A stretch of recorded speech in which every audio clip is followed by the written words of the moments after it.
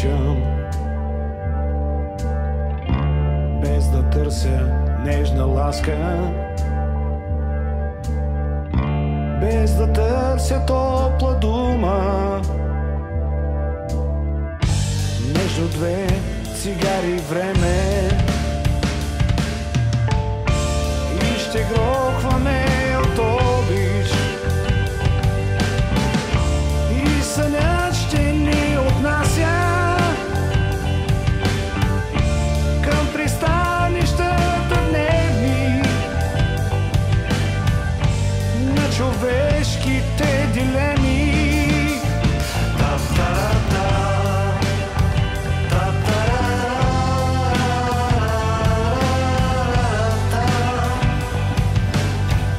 Всяка нощ и всяка сутрин, цяла вечност от проблеми.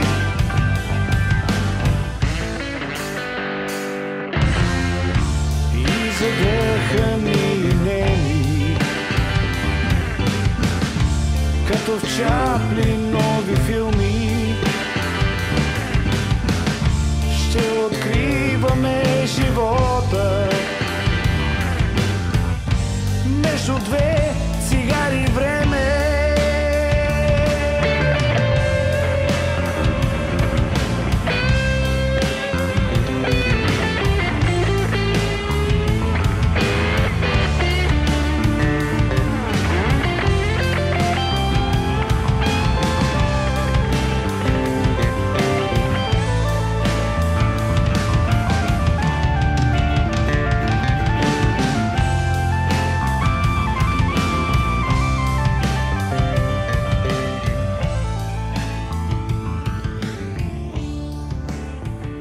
Две цигари време и групата е Барт. Всъщност при мен са Георги Георгиев и Диан Коев, които са част от тази група. И това е всъщност премиерата на групата в ефир, доколкото знае. Диан, от кога създавате групата? Първо, Доля, благодаря ти, че ще напокани. Аз ви благодаря за това, че години. Ти беше в друга група преди това. Да, аз съм си в група Headmaster. И участваме, нас не свърза с Гошо един проект Глутницата. Там се запознахме. Този проект сме го представили, гостували се доста участници от тази информация. Да, и решихме лятото на 2023 година да създадем нова група. И по текстове на баща ми, сега тия... Да, баща ти е един от най-известните преди години български поети, които са свързани най-вече с Варна, с Девня, нали, Атанас Коев, един от големите български поети. И така, какво е така усещането, когато чуеш песен по стихове на баща си? Ето, Георги ти е написал песните, първите песни, които са по стихове на баща ти. Какво беше първото усещане, когато чу песента? Песента прозвуча преди малко. Първо аз, когато той даде идеята, каза ми: Дидо, имам идея за едно парче. И аз много се развълнувах, защото това първо съм го мислял преди много години, съм мислял дали да направя песни по текстове на баща ми. Но с годините така и не успях да намеря хора, които да бъдат съмишленици в този проект. И ето, дойде това време, както е казано, в живота няма случайни неща. И дойде това време, което вече го осъществихме този проект. Наистина чувството е нещо невероятно. Аз слушам песните и спомням си за вечерите, които сме прекарвали с него, когато нямаше на времето, нали, имаше режими на тока и той с китарата свиреше, пееше. Въобще не се усеща, че няма ток. Истински поет, истински бард, като името на групата, която сега сте решили. Ето, Георги, кои сте в тази група? Ами ние сме двама стари приятели от проекта Глутницата. Иво Терзиев е клавирист на групата и клавирист на... Ние не сме прекъснали отношения с Глутницата и клавирист на Глутницата. Аз съответно, Диан бас-китара, има и вокалист. Барабанист е колегата от Headmaster на Диан, Митко Димитров. И взехме за вокалист по препоръка на един мой приятел от Глутницата също, Владо Щерев, който... Той от Варна ли е? Откъде е? Варна ли е? В момента мисля, че в няколко групи участва, но знам с увереност, че често се подвизава в Ливи. Но все пак всеки си има място за изява, разбира се. Важно, че правите записи и важно, че вече реализирате музикална продукция. Това е най-важното. И ето ти написа песен по стихове на бащата на Диан. Така че това е добър старт, може би, за група Барт. Да правите музика все пак по един Барт, защото баща му беше истински Барт. Поет Барт. Аз знаеш, ще предавам да чуем още една песен от тази вашата продукция. Коя да бъде тя? Може песента провинциално. Нека да чуем, слушаме. Ето е.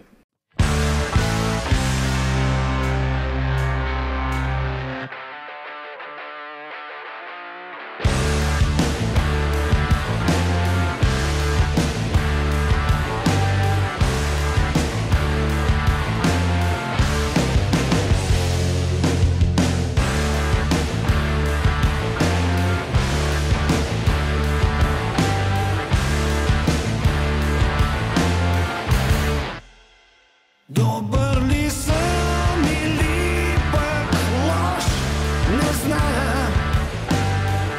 Дочувам твърде често, че съм груб. Такъв съм, не умея да лаская. Езикът ми се вързва като клуб. Добър ли съм или пък лош, не зная.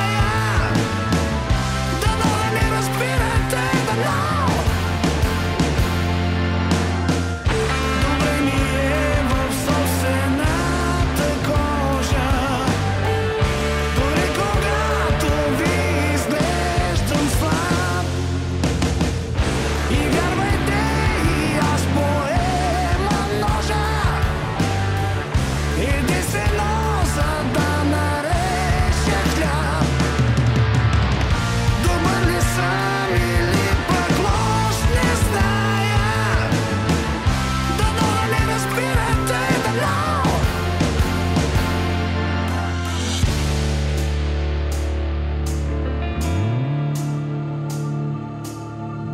И думите, дори когато искам да са удобни, леки и добри, безжизнени в примката увисват, а пък от тях езикът ме сърби.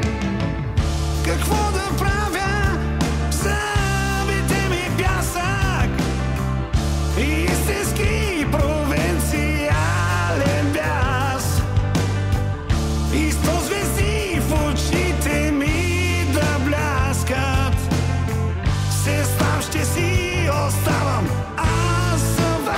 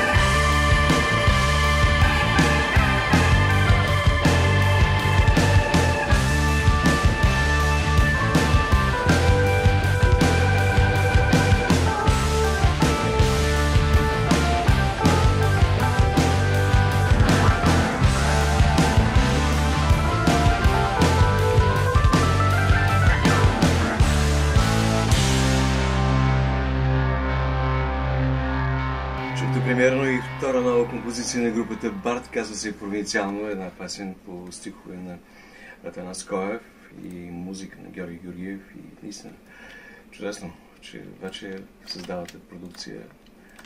Вие сте с млада група и започвате с авторска музика. Ще продължите ли? Разбира се.